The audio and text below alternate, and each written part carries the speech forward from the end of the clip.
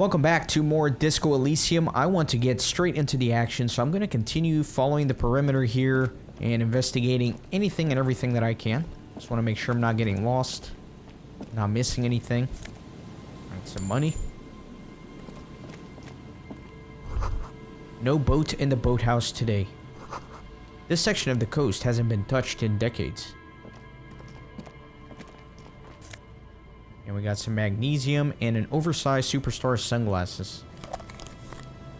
Let me look at those. Is your own stardom too dazzling for your eyes? Can't bear to look at your own fabulous reflection in the mirror? Then these classic oversized sunglasses are for you. And looks like there's a trap here already. I need to find 4 of these. So here's the first one. There's a trap in the reeds at your feet. Looks like the same one you saw Morel set before. Same mesh, same wiring. Let me look around first. Behind you, the ruins of a residential building rise over the reeds, shielding them from the wind. The reeds rustle confidently. Let me reach for the trap. Locusts are crawling around in the trap, confused but uneaten. You see no carnivorous reed phasmid gorging on them. Big surprise. Anyway, 1 down, 3 to go. Damn, I was hoping it would be in the first one. No, you weren't. He looks at the sea, then you, laying the trap back down to the ground. Alright, so that's 1 out of 4. The boathouse is shoddily constructed. A strong breeze might blow it over. More money. And some good money here.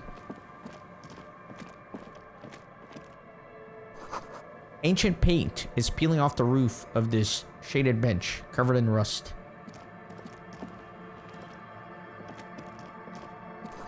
The sign says, Entree interdite. An old ticket taker booth, no longer in operation. We got this here. A scattering of bullet holes is spread across the cracked wall, reaching from one corner to the other. Look, Kim, even more bullet holes. Something's definitely gone down here. Correct. The density of the bullet holes is unusual. Even in a general average bullet hole frequency in Martinez sense. Grim affairs. Meaning, this is a lot of bullet holes. Looks like fully automatic rifle fire. Something you don't see these days. Why not? The manufacturing and sale of automatic rifles was curtailed after the revolution. The destructive power of such tools proved to be too much. We do need to retain some humanity in this world. So this is 83% visual calculus. I might as well try to get it higher if I have the items. So let me walk away.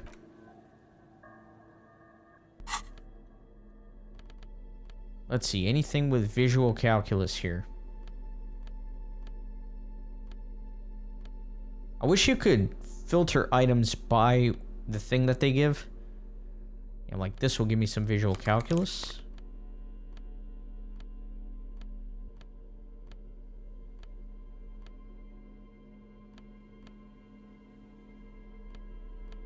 That's a -1, okay. Good, so we got all that. -1 drama. I think we're good here. I think that's as much as I can optimize it. People paid money to park here? No one would pay now. A scattering of bullet holes is spread across the cracked wall, reaching from one corner to the other. Alright, now we're at 92%. Why this many bullet holes? A row of ghostly shades stand facing the wall. There are many of them, a dozen at least, their heads lowered and eyes blindfolded. It's quiet. No sound, no movement. That's pretty dark. 10 meters away, other shades are lined up in an orderly manner, automatic rifles primed. A gust of wind blows by. The coats of the firing squad flap slowly in the breeze. A single person stands on the side. A long time has passed since the moment of this fusillading. Rain and brine have since washed all the blood away. Not a trace remains. What is this? The abundance of bullet holes leads to two options. Either an inordinate amount of executions were performed here, or they did not use a conscience round, where only one soldier has the loaded rifle. Looks like this was a mass execution with everyone fully armed. Let me look at the people against the wall. A host of men, probably in everyday clothes, ragged from the conflict and covered in dust. They were not sitting, a common practice for executions in some nations, as demonstrated by the height level of the bullet holes. They stand, facing the wall. It's impossible to discern any details about their personality or background. Ordinary people, familiar, each and every one of them. Who were they? Foreign dissidents, unwashed criminals, and hoi polloi. Such is your belief, officer. Look at the line of soldiers. 7 men in combat uniforms and dark coats, holding automatic rifles aimed at the people. Soldiers from some side, but from which one? Men of duty, dark duty. Who were they? Martyrs of the nation, the ardent knights, the few who had the guts to do this. Look at the person standing on the side. The commandant, the one who gives the order. Machine gun fire crackling through the air, the lights of the muzzle flashes dancing on his face. Kim, who was who in this execution? I don't know. I don't know who died here, lined up beside that horrible wall. It could have been any of the parties involved in the revolution. Perhaps the ones executed here were the loyalist conservatives, killed by the communists at the start of the Civil War. Or it could have been the communists, put to death during the last stretch of the conflict by the coalition forces. It could even have been the employees of the failed R&D center down the coast, as their building was taken over by the revolutionaries. Or maybe... What about people from the coalition, the so-called moralists? Yeah, it's very unlikely the coalition forces were the ones who died here. They were always the last ones against the wall. To be honest, if a coalition member was anyone in this situation, it was a commandant, the superior giving the orders. Goodbye. A cold sea wind blows away the figures. Very interesting. Let me keep exploring, of course. Alright, more junk for me to take. I don't know what it is about it, but it's so satisfying collecting that junk in my little plastic bag like a homeless person. I can see the appeal now. I can see the appeal.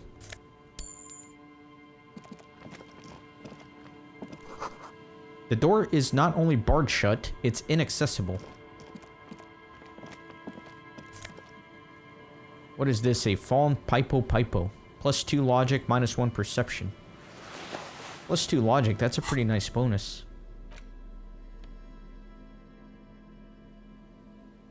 The small wire framing inside this futuristic looking fallen pipo hat gives it the aerodynamic shape of Swoop Skyer's helmet, but none of its protective qualities. Covers the wearer's ears and eyebrows to bring down the drag coefficient. So this is +1 encyclopedia. This will be +2 logic, -1 perception, but I just got that +3 perception bonus from the thought, so let me change it out. It'll be a nice change of a hat for once. Haven't changed my hat pretty much all playthrough, so let's try something different. Okay. Nothing else here, so let me start backtracking.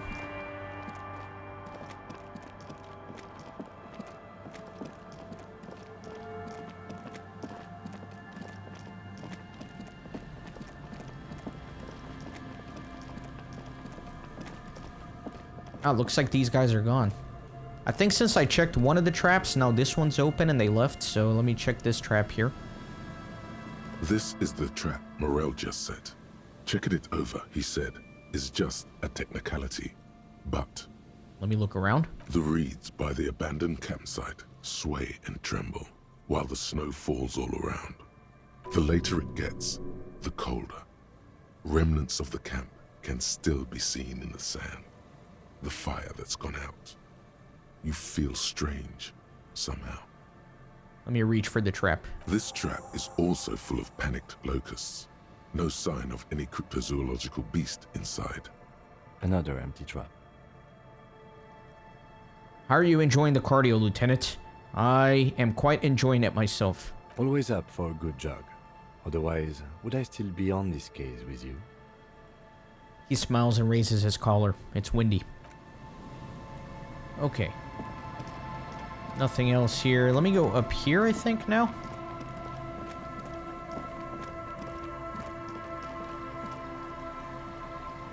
Yeah, I was just up here in this area, so now I can go up this way, I guess. I'll come back out this way, I believe, and check out those, but for now, let me come here.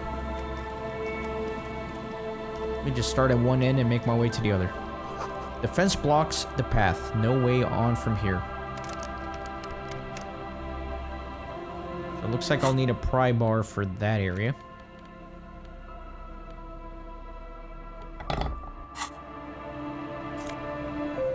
Alright, some magnesium. Some money. 525. That's some good money. That is some good money.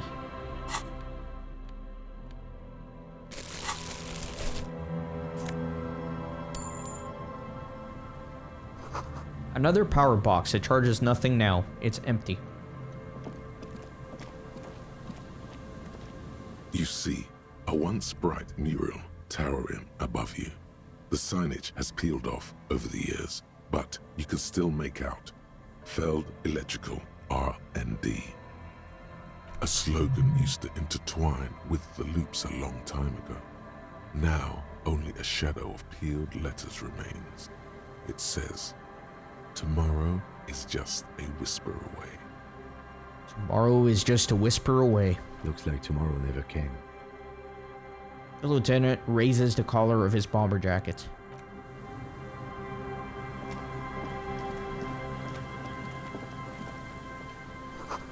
Bars cover these long, dusty windows.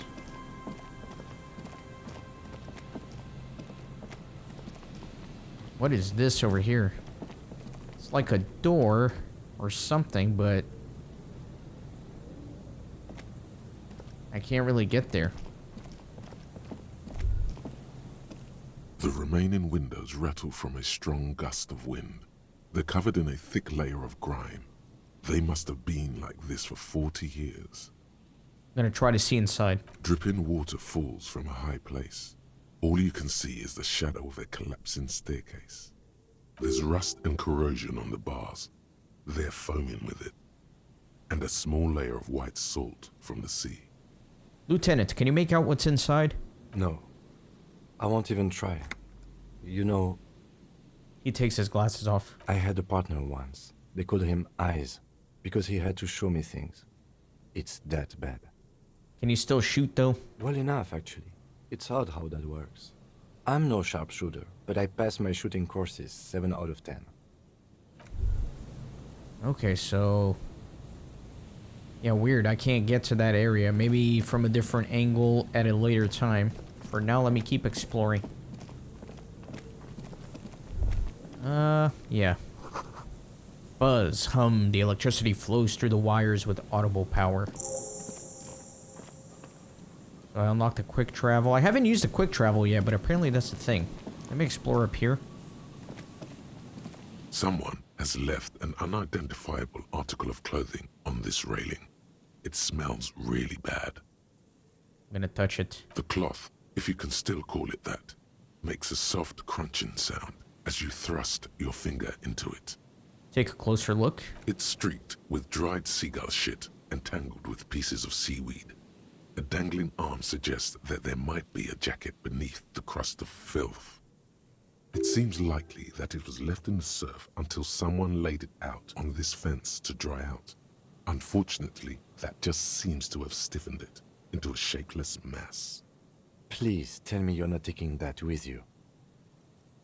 I think this is the jacket the idiot Doom Spiral guy wanted me to find. I'm sure he'll be thrilled to have it returned.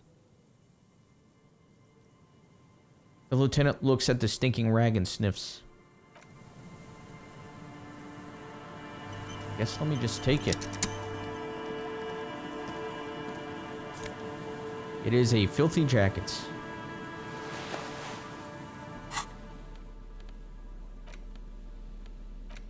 This filthy rag has been at the mercy of the elements for quite some time. It's streaked with seagull shit and abnormally stiff from God knows what natural processes.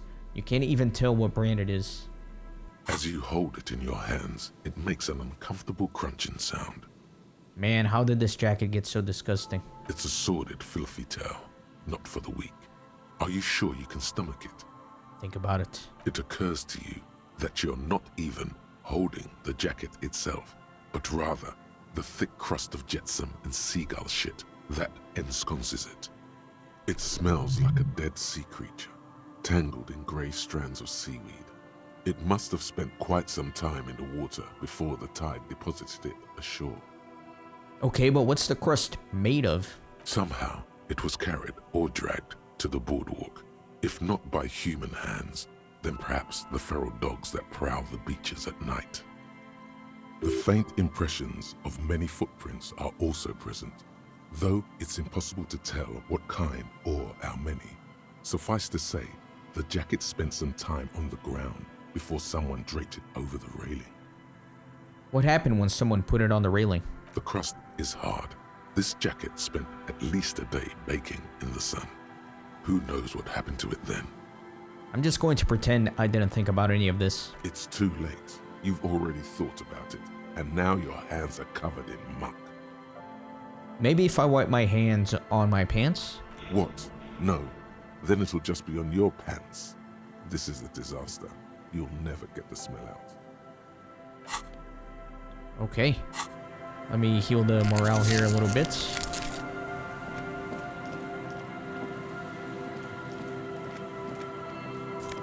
More bottles.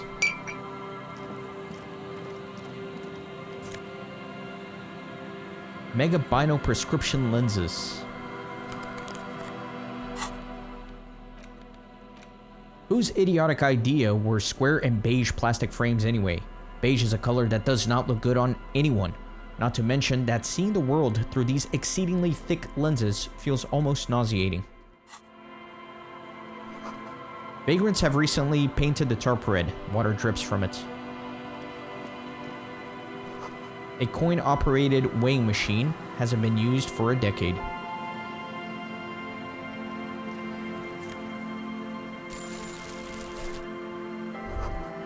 Makeshift roof. Vagrants have tried to make the boardwalk habitable. That tarp will keep out neither rain nor snow nor wind. Let me get the crowbar. I see something that I can pry open here. And it is a postcard. Koran 33.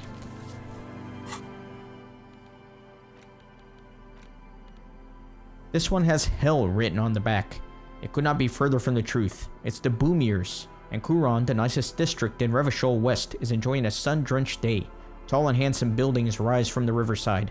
Steel, iron, and yellow limestone, with cloud shadows sliding on the facades.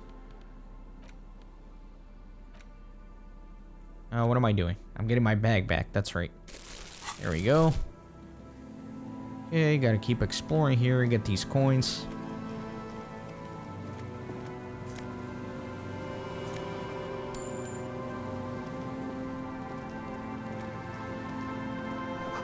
A big wine canister. It's open and empty. Unfortunate. The smell. It's awful and familiar. Isn't it just a rotting fish? Don't be naive. What is it then? Don't you recognize it? That hideous pungency. That faintly cloying sweetness. Only death smells like that. Something cold wakes in the pit of your stomach. Fear. It is death. It must be. Heads up, Lieutenant. Something's not right here. The lieutenant has already brought a handkerchief to his nose. Yeah, looks like there is a unfortunate victim here.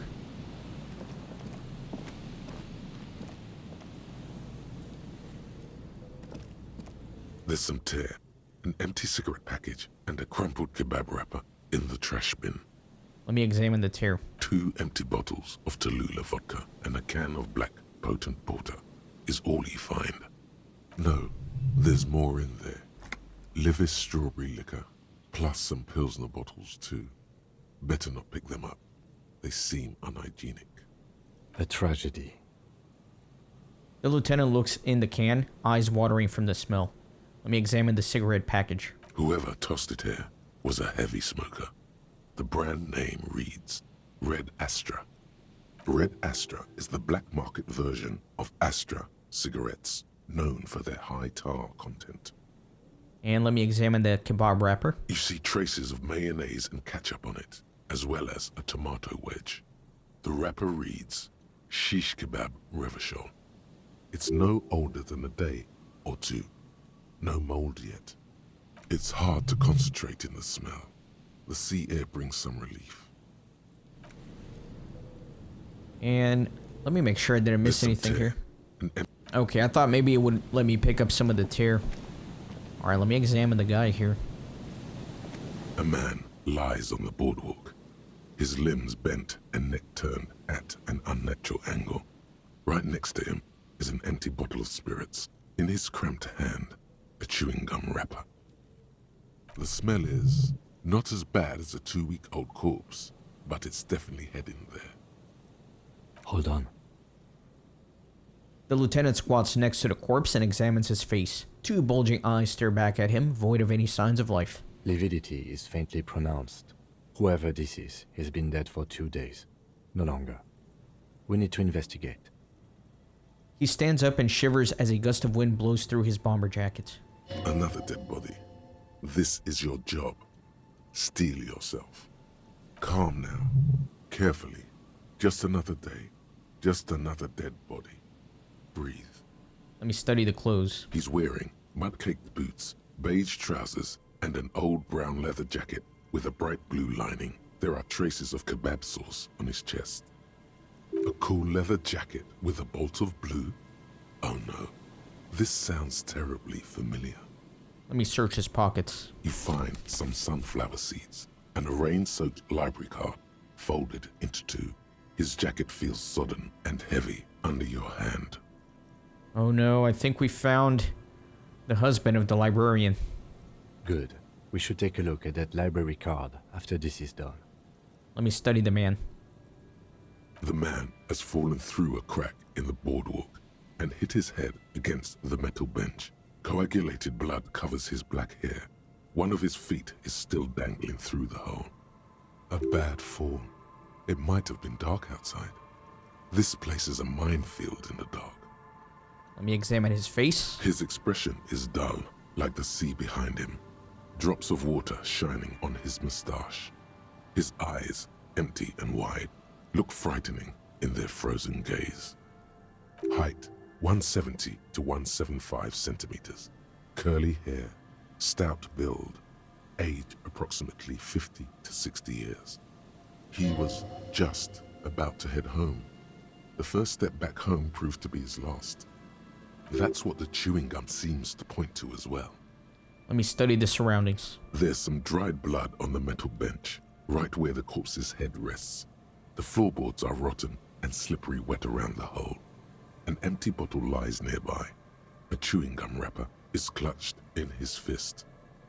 Let me examine the head. A dried chunk of blood covers the hair at the back of his head. An open wound. It's sticky and cold to your touch. This is what killed him. This is where he came out of himself, drop by drop, when he was unconscious. It took 3, maybe 4 minutes. What a sentence. This is where he came out of himself to explain a fatal head wound. Wow. Whoever wrote this should really write, like, murder mystery novels. I don't see any other major wounds, do you? It's hard to say. Seems like the head wound was fatal. It's exactly the shape of the bench. Let me examine the bottle. A .75-liter Tallulah vodka with its cap missing. There's hardly anything left inside. Tear all around us. He looks at the 2 other bottles near the coin-operated viewer, then at your yellow plastic bag. I'd prefer if you didn't collect them this time. It's not proper. True. It feels disrespectful. Let me examine the chewing gum wrapper. Grabowski spearmint chewing gum. Green leaves on the cover. The man's mouth is half agape from the terror of the fall. Let me look in. The blackness of death. Stench. You think you see white chewing gum too. Confirmed. Nearly the whole pack is there. Solidified on his lower rear teeth. He ate the whole pack, right? It's to cover the smell of alcohol before going home. The worst thing is, I've seen it before. Almost the same scenario. Even the chewing gum. It's always the same. Let me step on the floorboards. The boards screech under the weight of the T500 ceramic sabatones. It's a good thing they're so light, because it's hard to determine whether it was the dead man's weight that caused the boardwalk to break. It definitely looks fragile. You see waves churning below. Something cracks beneath your feet. He could have easily disappeared into the sea through that hole, and you would have never found him. The entire boardwalk creaks in the wind as you take a step back. Who is this man? Looks like one of the locals. He'd have to know this spot to come here. You don't just walk over here. He looks south the way you came. But that's just a lazy assumption. What do you think? A dead working-class man with a bottle in his hand? Don't deceive yourself. You know who this is. We know who this is. It's the working class woman's missing husband. Dead on the boardwalk. The woman you met at the book stand? Why do you think it's her husband? Yeah, my bad. It's the woman outside the bookstore. It's not the bookstore owner. I don't know what I was thinking. Because it's the most working-class death you've ever seen. This is the most working class way to go. Completely alienated and forgotten. Yes, but what actual facts do you have that connect him with this woman you met at the book stand? The leather jacket. It matches her description perfectly. The bright blue lining? Well, he's definitely someone's husband. What do you think happened here? Death by misadventure. He slipped and fell through the boardwalk. A truly unfortunate accident. If it wouldn't have been for that bench, he'd be alive. What about the kebab? What about it? The deceased ate some kebab. It's probably from a nearby place, maybe in the box. Sometimes a kebab is just a kebab. Could it be related to the lynching? No, I don't see anything that points in that direction. For now, let's treat this case as a simple, albeit sad, accident, unrelated to the murder case. Agreed. If this somehow converges later, why not? But keep it simple for now. Do you think he was drunk? Oh, yes. What about alcohol poisoning and liver failure? Some symptoms of acute alcohol poisoning could have definitely played a role here. Severe confusion, respiratory depression, unpredictable behavior. But I think that death arrived through head trauma, not liver failure. Someone should be held responsible for this broken boardwalk. It's dangerous. They'll seal this place off after the news reaches the coalition officials. I doubt that they have enough resources to actually repair the boardwalk. Not that sealing it off would keep anyone away. All it does is keep the city council's hands clean. Right. It does seem to be a pretty straightforward misadventure, although there's still a question of identifying the body. What should we do with him? From where I stand, I can see two options. We either take the case and follow the leads to identify the body on our own, or we report back to the station and leave this for our colleagues to handle. Hold on, what about a field autopsy? A field autopsy isn't necessary if the cause of death doesn't appear to be criminal, and this looks like a simple accident to me. I'd say we should just write down head trauma in the autopsy report and leave it at that. It would save us at least 2 hours of unnecessary work. Yes, but isn't that kind of sloppy? Maybe, but we don't really have much time or resources to spare. The guys at processing will take care of the rest. We found him. We should finish this. Alright, we should first examine the library card you found. Then we can call the station from my kinema. Let them know we are taking the case. Okay, let me leave. And let's see what's here. It's almost 9 o'clock. I have that meeting at 9 o'clock behind the apartment, so I need to make sure I'm managing my time wisely here. This coin-operated viewer has been out of order for years. I guess let me take a look at his library card, huh? A library card found from a pocket of a dead man on the Martinez boardwalk. It's still slightly damp to the touch. The cover bears the stamp of the Jamrock Public Library. The library card is folded into two and still slightly wet to the touch. The front side reads, Central Jamrock Public Library Card, issued to Billy Mejean, expires July 53. Billy is a unisex name. Could be the deceased or his family member. Let me look inside. Whoever owns this card is an avid reader. You find a list of books written in blue pencil. Radio thriller. Stand a little less between me and the sun. The last one in the list is The Glinton Curve by M. Theobald. A library stamp indicates that the book has been returned. Most of these titles seem to be in the sci-fi genre. Some thrillers too. Let me look at the backside. If lost, please return the card to the library. Dial 005 02 55211 or visit us at Moreau Street, 78, Jamrock. Business hours, 900 to 1800.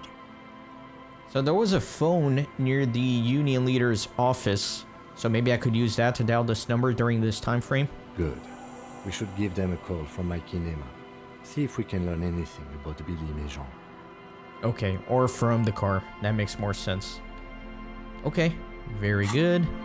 Let me look at this. So inspecting the traps, I've checked 2 of them. Dead body on the boardwalk. Another dead body, this time on the Martinez boardwalk on the coast. Search the man's remains and follow the leads to see if you can verify his identity. Okay. Careful there. These floorboards look rotten and weak. So nothing else here.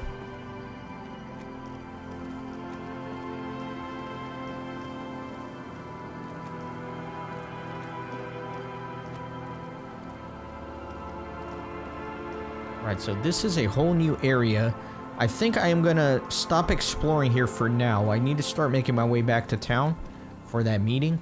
So let me kind of come back the same way I came in, and then I will deal with that a little bit later. I think that's fair.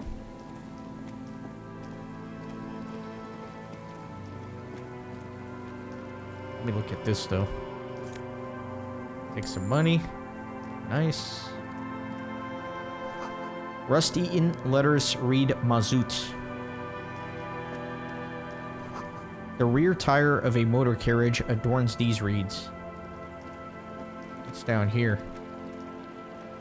Oh my god, this place is huge. It just keeps on going. Alright, that's where I was previously, actually. I've already explored up there. Relax, it's not yours. You didn't crash every MC in Revachol, hopefully.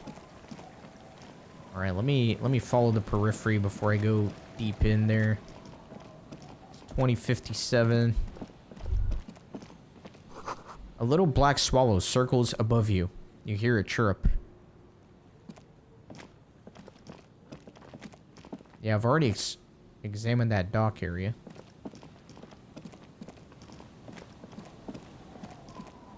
Oh no, what's all this? Oh, yeah, I've already been here. These are those kids from earlier. Okay. That's the fishing village. Let me kind of come this way.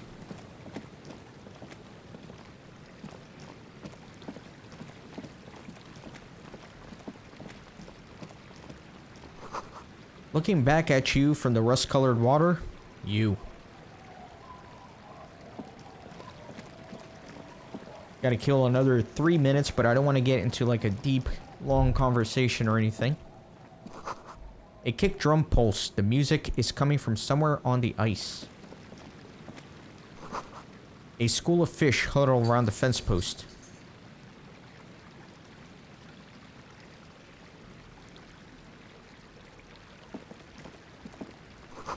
Full of holes. Could this post hide treasure? Look inside.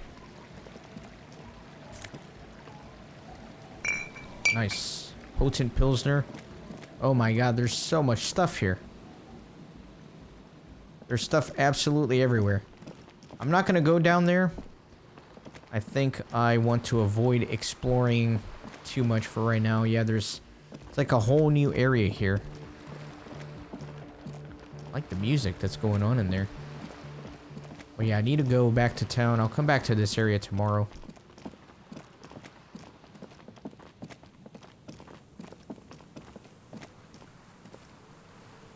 Yeah, okay. Let me not get too sidetracked. Let me head back towards the fishing village. And then I can probably fast travel back to town. Painted with pastels, someone is trying to bring cheer to this world. Didn't mean to go there. I meant to be on the other side.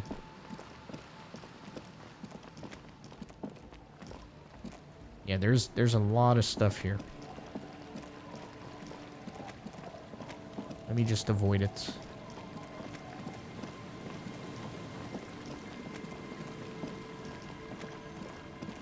Yeah, back at the fishing village. Good.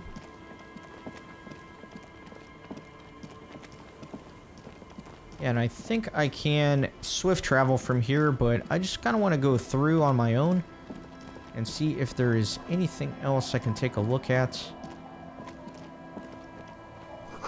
There's a boat tucked away underneath the tarpaulin cover.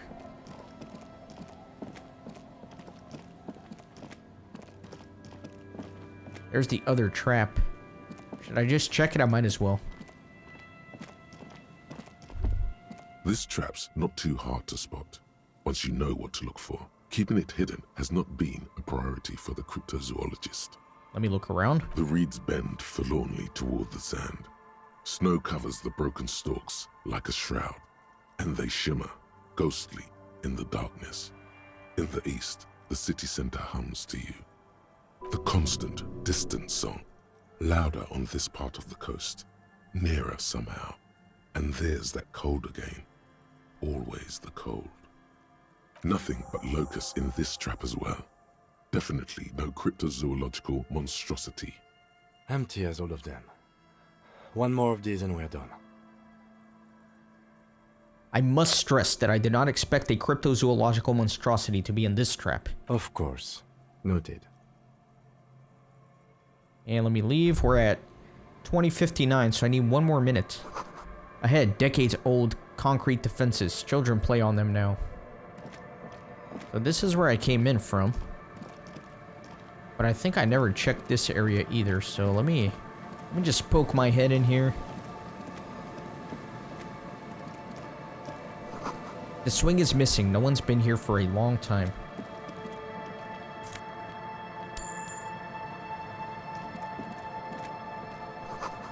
Glory, says the graffito, to the ghosts of us. There's this thing.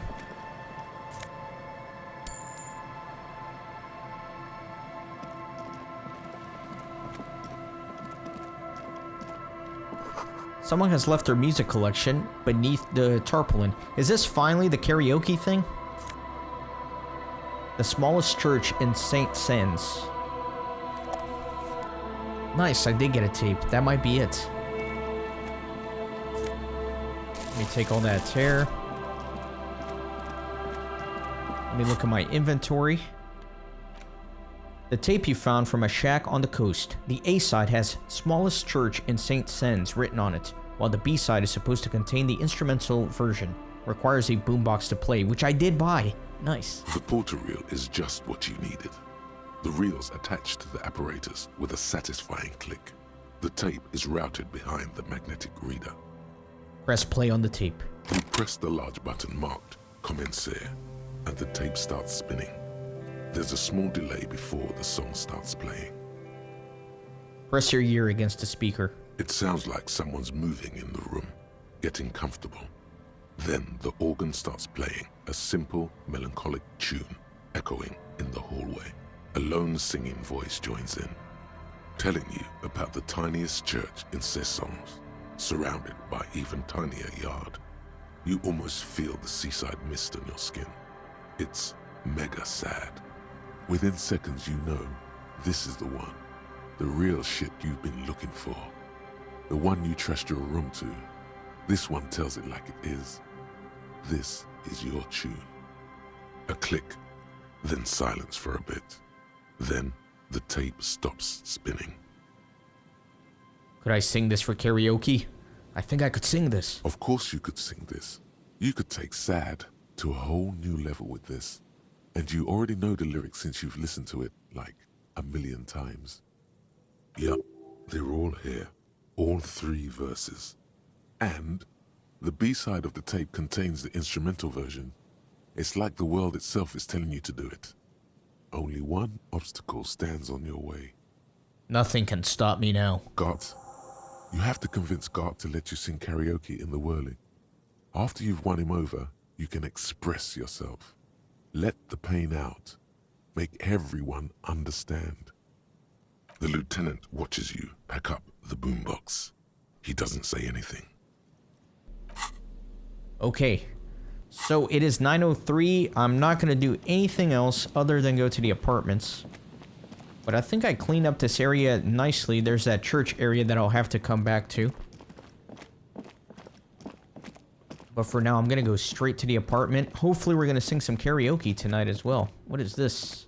This was not here before. I guess my perception's higher now, so I'm seeing this. Scribble between the thighs of page 3, girl. L'origine du disco. The origin of the disco, I think, is what that translates to.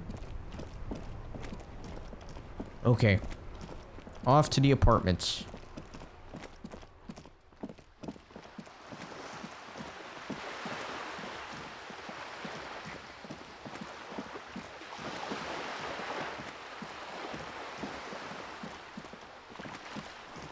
And I can also paint here, so I will do that afterwards.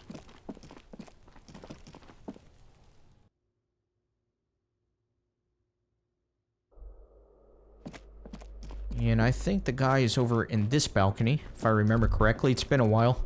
Master Investigator, you just can't keep yourself away from locked and hidden places, can you?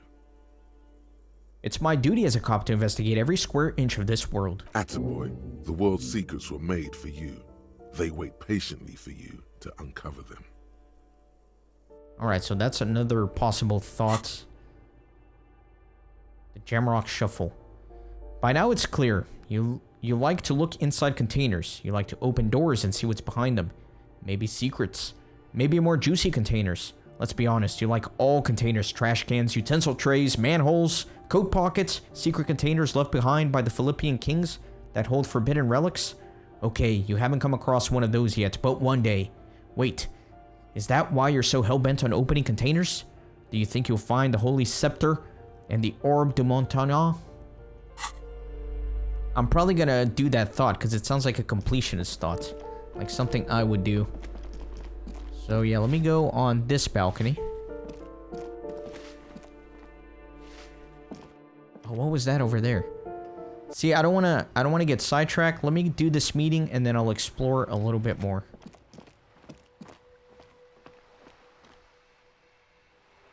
See, this is wrong. I came in the wrong balcony.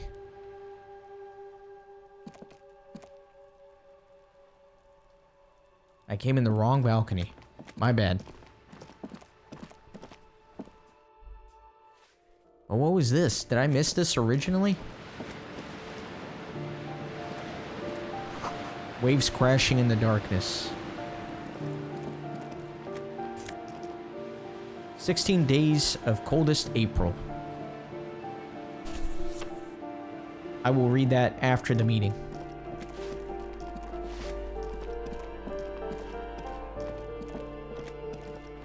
Okay, so I guess it'll be this balcony here. Sorry about that little detour. There he is. Actually, before I go up there, let me see this. The curtains shift just a little. Someone is watching you from within. Huh, very interesting. I wonder who that is. Of course I've thought about quitting, but for what? I've been looking forward to this meeting. It feels like he has something very important for me, so let's see. Gendarmerie, you found me. The young man on the balcony gives you a bright smile before taking another drag from his cigarette. His slender figure is backlit by city lights, its distant streets and motorways flashing like diamonds. We got your hint. Found the key right under that stone. Beautiful. He replies, smiling. As he looks at you, something sparkles in his eyes. So tell me, are you here to make things right again? Honestly, I'm just trying to not screw anything up. Beautiful. He says again. A nearby street lamp casts shadows on his chin, drawing out the slender cheekbones. I have some good news for you. My Sunday friend is visiting me tonight. I told him about you and he'd like to say hello. Step in. He's already waiting. He nods towards door 28. By the way, I'm really digging the view here. Mm-hmm. That's why I chose this place. Martinez is special, isn't it? Wait. Suddenly you are digging things? The lieutenant whispers to you, shaking his head. Why would I want to meet your friend? Trust me. You do. Very well, I'll talk to him, but first I want to talk to you. I have so many questions. That's nice, but I don't have anything to tell you. It's my friend you're looking for, not me. He takes another drag of his unfiltered cigarette and looks around. It's getting dark and the neighboring windows have lit up, one by one. Downstairs, a cat crosses the yard, disappearing into the bush. Besides, I've got to run. He's going to leave you alone again. That's sad. Run where? To the city. It's a beautiful night. He gestures idly toward the distant motorways. Only if you promise that we'll talk again. It's important. Something flutters in the corner of the lieutenant's mouth as you're saying those words. We'll talk. Just not tonight. The smoker assures you, brushing his hand through the hair. Take care, alright? Interesting character. There's something off about him. Something off about him. And he's gone again. Looks like it's becoming a theme for him. There's something so different about him that I just can't put my finger on. Different, of course. There's just something so mysterious about the way he talks and moves. Something so mysterious about the way he talks. The lieutenant squints his eyes, trying to hold back laughter. Very mysterious. Very. Come on, detective, let's go. We've got a potential witness to interview. His Sunday friend, remember? He nods at the apartment door before you. Okay, let's do it. Now, before I talk to him, I'm going to snoop around, of course. A quarterly business magazine. An empty ashtray. Dishes soaked up in a pot. Flyers for underground parties. Dates for open lectures at a local university. An exquisite canopy bed made of metal. An old photo of the same apartment dated year 01. Expensive men's perfume lingers in the air.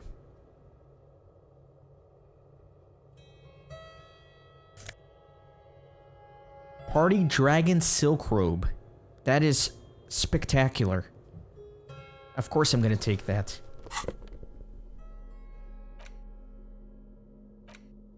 This sleazy, silky bathing robe is vibrant blues, features a roaring dragon on its front, ready to take off into the night. A red belt has been provided for fastening. It's culturally insensitive, but only for people who are not from Seoul. The real Seoulites probably don't care. That's actually really funny commentary. It's always people that are completely uninvolved in these social issues that take offense to things in general. Here's an alcohol potent pilsner. I never examined this, I guess. A sturdy bottle of beer that tastes like piss. Not that you would know how piss tastes like, just a guess. The label says it's made in Revachol, the Lafayette Potent Brewery. Okay, what is this? Esprit de Corps and Visual Calculus. I want to put those robes on, dude. I would like to put those robes on. That is absurd. Buckets of paint on a layer of old newspapers. Oh no, and the hat too, dude. +1 logic, -1 suggestion.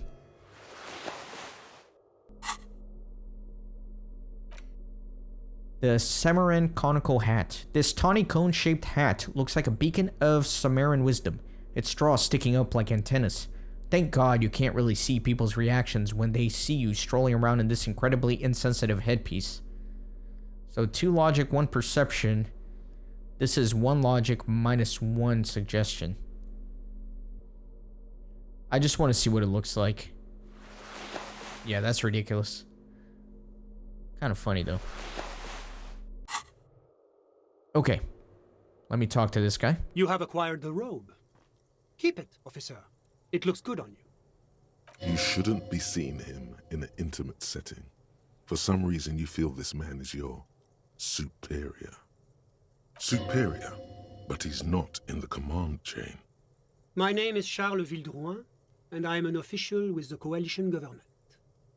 I work for the Institute of Price Stabilité on assignment from Sur la Clé.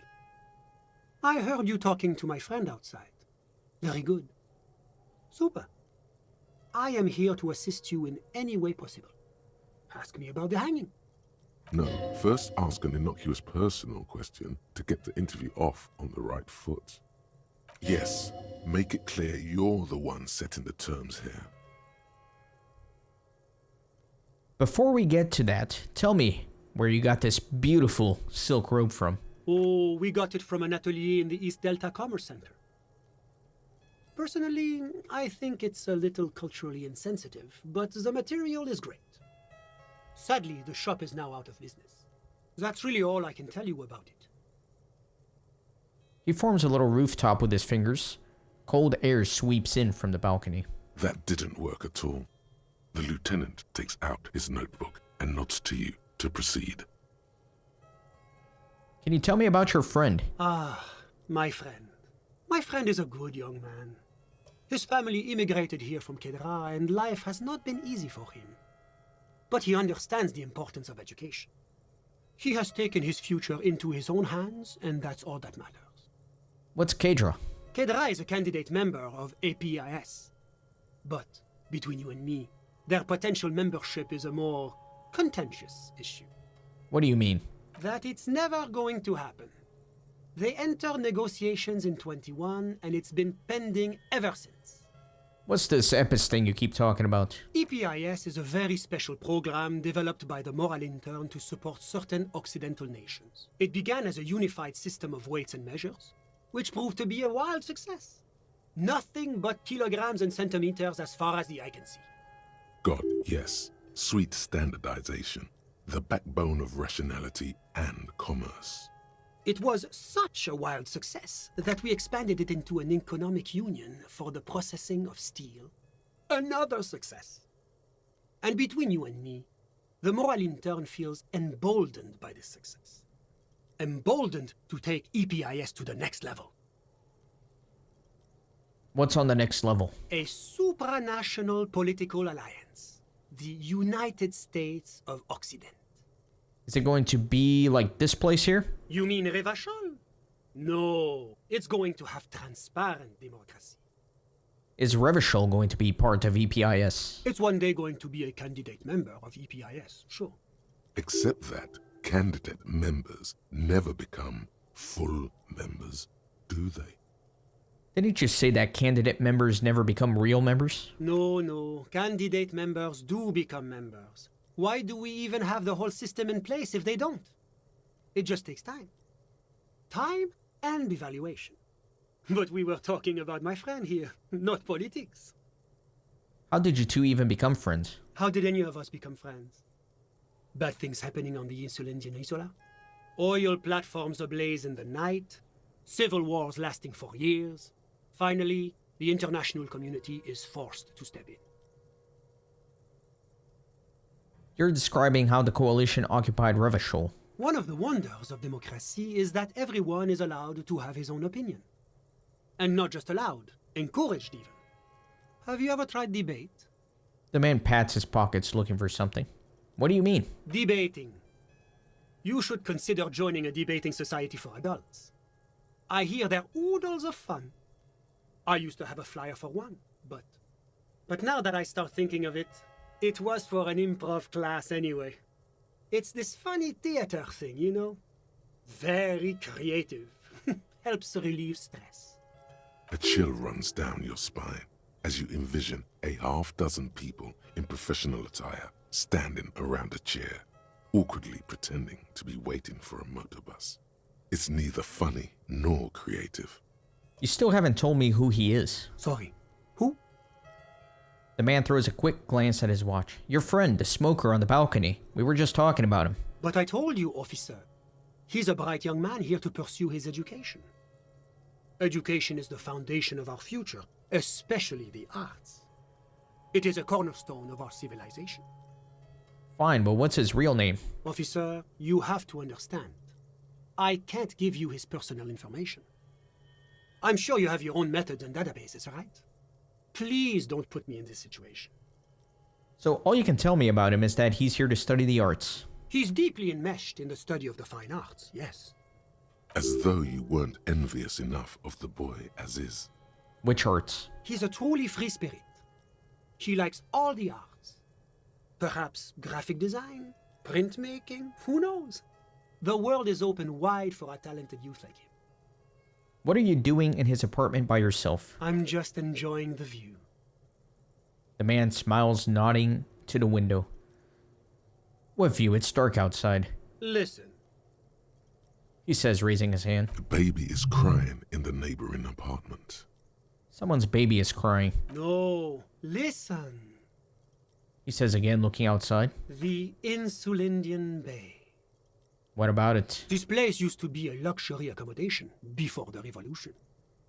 Apartments, of course, were much bigger then. A few walls have been added here and there, leaving some of the tenants without a private bathroom or a kitchen. But the million real view stays. You can't take that away. He knocks on the balcony door, his face mirrored in the darkened glass. I was asking about your friend. My friend comes and goes. I'm sure you'll see him around. He's a busy bee. A busy bee? What an odd choice of words. I had something else in mind. I'm all ears, officer. What's an official like you doing in Martinez? The coalition is only looking out for the price stability. Inflation is a killer, like a heart disease blocking the normal circulation of the economy. It must be controlled. The economy impacts the entire international community, which is why it requires international oversight. What is this international community?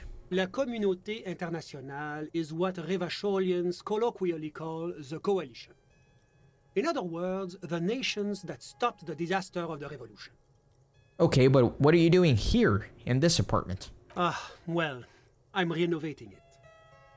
It is an interesting project. The building used to be a 12-story skyscraper before the cannons took the top 4 stories off. This, of course, happened when the coalition forces landed here.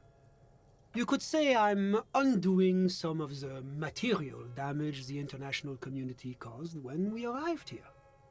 So you're some kind of bureaucrat? Yes, as I said before, I am a commissioner from Sur-la-Clé working for the Institute of Price Stability. This is one of the main projects of the Moral Inter. He glances at his watch. Wait, there isn't actually an Institute of Price Stability, is there? Or maybe there is. God, it's impossible to understand whether someone from the Moral Intern is joking or not. What is the price stabilité? It is the most important thing. That doesn't tell me anything. It's the central goal of any sound monetary policy. Maintaining the price stability is essential to maintaining high levels of economic activity, which is essential for maintaining high levels of employment, which is essential for maintaining the social stability. Basically, it makes sure the price of bread doesn't change. Précisément. Too much inflation, bread becomes too expensive. Too much deflation, it becomes too cheap for bakers to produce. That's why the Institute of Price Stability works to keep inflation just below 2%. Below 2% of what? But not too far below, no. Too below is also bad. Below, but close to 2%. You're not answering my questions at all. The coalition believes in the importance of informing the public about the benefits of the price stability. Transparency is one of our principles. Would you like an informational pamphlet? Okay, sure, give me a leaflet. A sound monetary policy is essential for addressing uncertainty. Stability is the raison d'être of the moral intern. It's the reason why I identify as a moralist. But oh, I don't have my leaflets on me today. That's too bad. You can always call our information line. Making information available is part of the moral intern's commitment to transparency. I've heard about this moral intern before, but I want to know more. It's the International Organization for Moralists, hence Moralist International. The Institute of Price Stability is just one of its many mind babies, as is the Coalition. So, when I said I was a thrall to foreign interests, what I should have said is that I'm a moral intern bitch. Doing one's job doesn't automatically make one anyone's bitch. Besides, there are more nefarious powers to work for than the moral intern. Are you a moralist? But of course. Am I a moralist? Well, do you value freedom? Do you believe in a normal, stable world governed by democratic values? Lieutenant, are you a moralist? Me? I'm a lieutenant of the RCM, dedicated to maintaining law and order in Ravachol. A very moralist answer. The man nods. The lieutenant is practiced in the art of putting on a show for one's superiors. But what is a normal, stable world? The Occident is part of the normal world. Oranje, sur la clé. Martinez doesn't seem very normal or stable to me. Martinez? No. Martinez is something else. What about the rest of Revachol? Is it part of the normal world? Revachol is generally difficult. It's led by an interim government, which means it hasn't yet achieved full democracy. But they are working towards it. You're all doing very well here, relatively speaking. Moralism is the ideology of foreign occupiers. Revachol must be governed by Revacholians. Of course, the detective's personal views do not represent the views of the RCM. Your full autonomy is important, I agree. But it's an ongoing process. Nothing happens overnight. Now, enough of this delightful political interlude.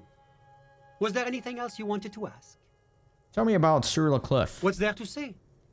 Sur-la-Clé is a modern, urbanized country that measures very high on the Human Development and Freedom Index. Mostly, though, it's known as the executive heart of EPIS.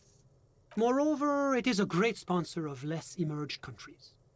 Revachol is only one of its many darlings whose progress it supports and cherishes. Darlings? That can't be an official designation. What makes Revachol Sur-le-Clé's darling? Because a great percentage of Revachol's culture hails from Sur-la-Clé. Its language, its people, its cuisine even. Or at least in the downtown La Delta area. Jamrock and other parts of the international zone have been mercifully spared of Sur-la-Clé's love for meatballs and mashed potatoes. Tell me about Orange. Oranje is an exemplary nation who, as a core member of EPIS, contributes 28% of our annual budget. Next to Sur-la-Clé, Oranje is probably the most prominent member of the international community. Okay, but outside of the EPIS, what is Oranje? Oranje's economy is one of the most advanced in the world. It has successfully transitioned from heavy industry to advanced services and generally acts as an engine for sustainable change in the international community. But that didn't tell you anything about Oranje.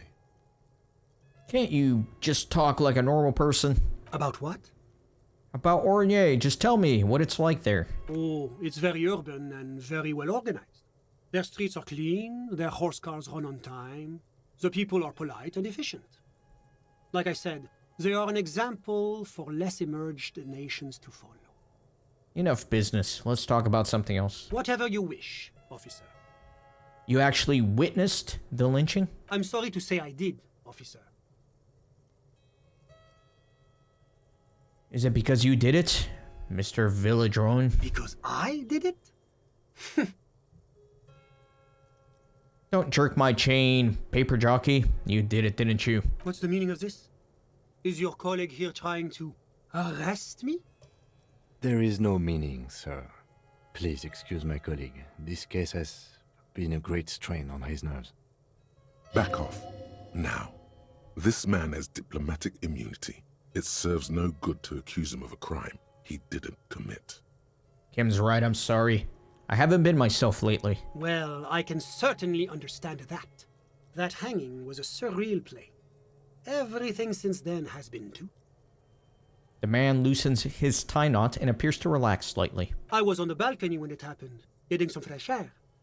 I remember that first they came in, carrying what looked like a body. And then I saw all the surrounding windows go dead, one by one.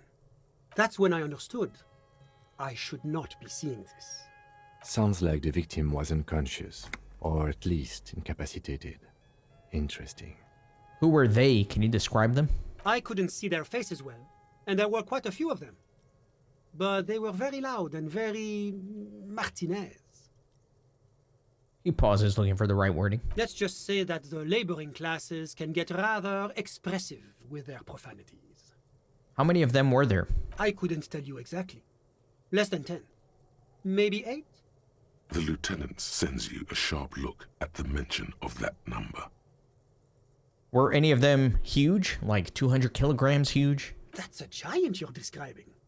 No, they were all quite human, as far as I could tell. What happened next? I went back inside. Were you able to see anything from inside? Officer, the yard was pitch black. There was nothing to see, but I could still hear their voices. They were threatening to kill that poor man. Were they men? Women? All men, I presume. But again, I couldn't see very clearly. But we are fairly certain the lady driver was present. The lieutenant flips through his notes. Are you sure at least one of them wasn't a woman? It's possible, officer, but I cannot say with certainty. It was very dark, you must remember. Were they Kojkos, Kipts, those funny squinting men? Those funny... Oh, officer. That kind of language is unbecoming of an officer of the RCM. I believe they were mostly white, though I believe I saw 2 Areopagites among them. And I am quite certain that one spoke with a Mesk accent. What happened next? Well, that's the strangest part, officer. Nothing happened. It was oddly quiet for a public lynching. What do you mean nothing happened? They lynched a guy. Eventually, their shouts died down, and that was all. There were no gunshots, no celebratory shouts, no anything. Why didn't you call the RCM? You're right, of course. That is what one is supposed to do in such circumstances. I was simply in shock. I'm afraid I don't have anything else to add. About what time was all this happening, approximately? All I can say is that it was late. You didn't check your watch? My watch?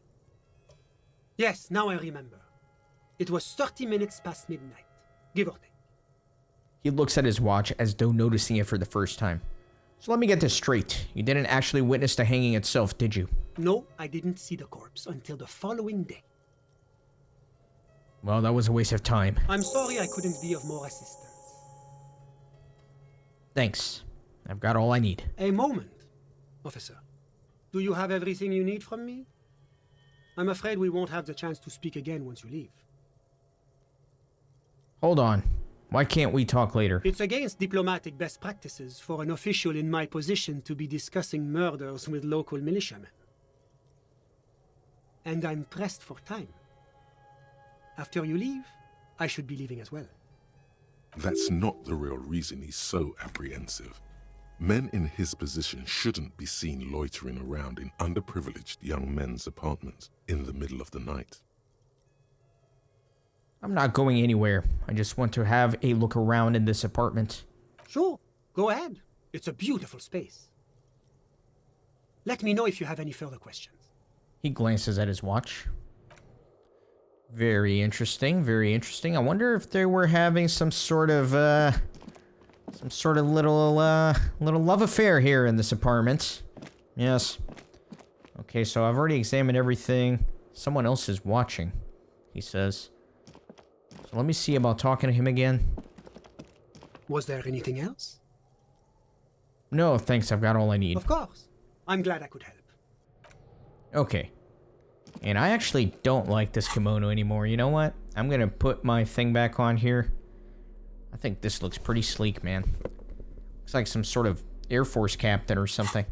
All right, that's going to do it for this episode. Things are spicing up. There's lots to explore, lots to do. I think the next thing is I need to do an autopsy on the body, so I could probably send Kim to do that before we call it in for the night.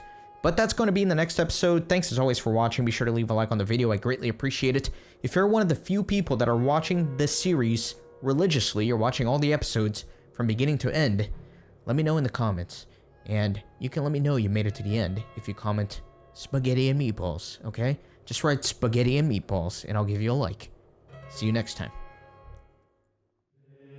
Thanks for stopping by the Renaissance Gaming Monastery. I hope you join our community on Discord and Twitter. These videos are produced with a lot of hard work and love. If you think they're worth $1, I'd be grateful for your contribution. You can send a thanks donation or become a member on YouTube. You can also support through PayPal, Patreon, or even with cryptocurrency. All links are in the description. See you on the next video.